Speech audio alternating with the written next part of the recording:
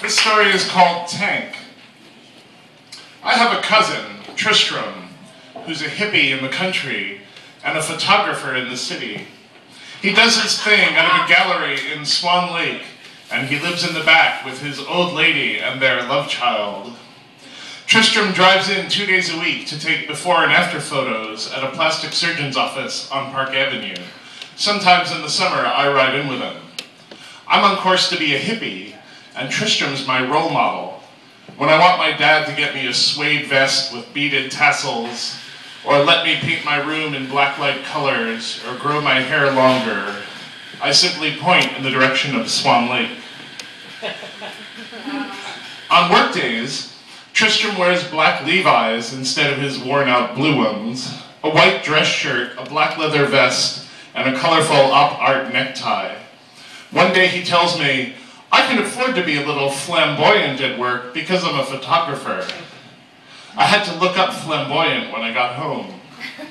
But I knew buoyant from science class, and the image I had of him happily floating above a bunch of people weighed down by suits and lab coats wasn't totally dispelled when I found the true meaning of flamboyant. I haven't had my hair cut since the summer of Woodstock, and it's even longer than cousin Tristram's. I'm wearing the suede vest he unknowingly helped me get. I'm in my shortest, most faded cutoffs, my favorite tank top, bright yellow, purple sneakers, and a lavender suede hat with a wide, floppy brim. When Tristram pulls up in his Carmen Gia, he says, wow, that's an outfit. I flash him a peace sign and say, I can afford to be flamboyant too.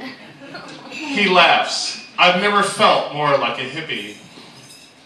I'm on my way to the offices of Mad Magazine.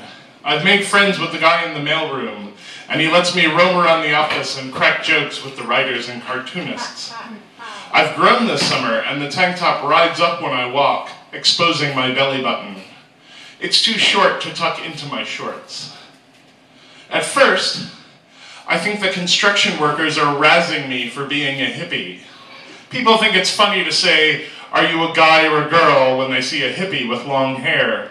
I don't mind when the ladies in town say it. They dote on me and covet my red hair. When guys say it, it feels more like an insult, but I try to laugh it off anyway. But the hard hats are pretending I'm a girl, and a sexy one at that. And they're whistling at me and saying what they want to do to me. I'm still walking towards them, and I think the manly thing to do is to continue walking.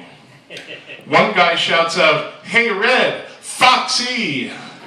I think about Red Fox on Sanford and Son and laugh and flash the guy a peace sign. The hardheads gesture back at me. Mostly gestures I've never seen before, except that one where you use two hands to outline the curvy silhouette of a woman. Then someone says something dirty and it makes me blush. I keep walking, still waiting for the moment when they admit I'm a guy, and we all laugh it off. It never comes. The last thing I can make out is, don't tease me, baby, don't leave me hanging. It hits me that they don't think I look like a girl, they think I am a girl. And there's nothing cute about what it makes them want to do to me. And there's nothing about me that gives away my real sex. I want to go back and tell them I'm a guy, but my voice is so high it'll probably add evidence to their misjudgment. Lifting my tank to show them my chest won't help either. I break into a run towards Madison Avenue, then stop dead. I don't want to see the guys at Mad. I don't want any more men to think I'm a girl and look at me the way those hard hats did. And I'm in a city of men, where cousin Tristram has to dress more like a man just to be called flamboyant. With his David Crosby mustache and Neil Young sideburns, no one would ever mistake him for a girl. I stop in a souvenir store and spend the rest of my money on a Mets cap and a big sweatshirt. I gather my hair up under the cap. I'm afraid I haven't done enough, that people will see through the disguise. I think men are trying to look at my ass. I look at my reflection in a window. The sweatshirt completely covers my shorts. It looks like a picture I saw in Life magazine of a fashion model wearing a sack dress. I don't want to be in the city anymore, but it's hours before my cousin will be done with work. I walk a couple blocks downtown, then circle back towards the library and head into Bryant Park to read. I sit on a bench near a lady reading a playbill. She looks at me and does a double take.